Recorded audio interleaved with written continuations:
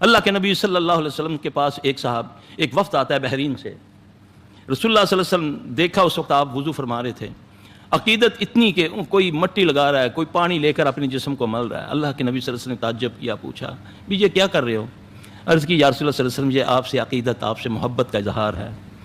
اللہ کے نبی صلی اللہ علیہ وسلم نے فرمایا مجھ سے محبت, مجھ سے عقیدت کا اظہار یہ ہے کہ تو جھوٹ نہ بول. اب یہ نبی صلی اللہ علیہ وسلم سے عقیدت کا اظہار اللہ کے نبی گائیڈ کر رہے ہیں. چومنا, چاٹنا اور مٹی کو ماتھے آنکھوں پہ لگانا یہ عقیدت نہیں ہے.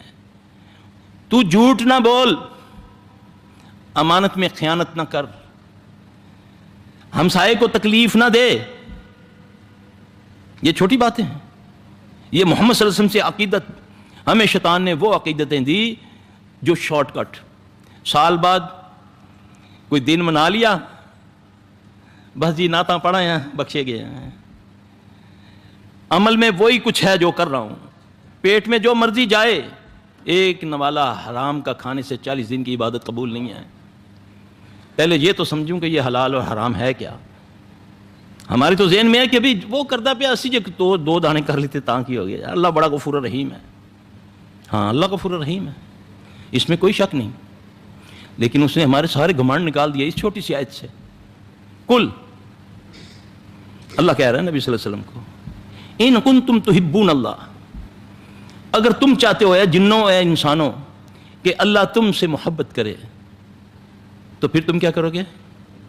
فَاتَّبِعُونِی, یہاں فے لگا دیا. صرف اور صرف پھر کس کی تابعداری کرنی ہے؟ محمد صلی اللہ علیہ وسلم کی. پوجا نہیں کرنی, نعتیں نہیں پڑھنی, قوالیاں نہیں سننی, انگوٹھے نہیں چومنے, چادریں نہیں چڑھانی.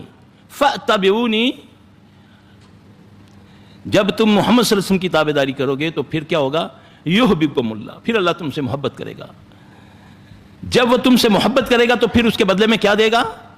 یغفر لکم ذنوبکم, پھر وہ تمہاری مغفرت کر دے گا, معاف کر دے گا. واللہ غفور الرحیم, اللہ کن کے لیے غفور الرحیم ہے؟ جو محمد صلی اللہ علیہ وسلم کی تابعداری کرتے ہیں. جس سے محمد صلی اللہ علیہ وسلم تمہیں روکے, وما اتاکم الرسول فخذوہ وما نہاکم عنہ فانتہوا, میرا رسول جو تمہیں دے اس سے لے لو, جس سے منع کرے اس سے منع ہو جاؤ. یہ ہے تابعداری محمد صلی اللہ علیہ وسلم کی. اور میں ہوں صبح سے شام تک اپنے من کی پوجا کرتا ہوں, اپنی برادری کی, لوگوں کی, معاشرے کی.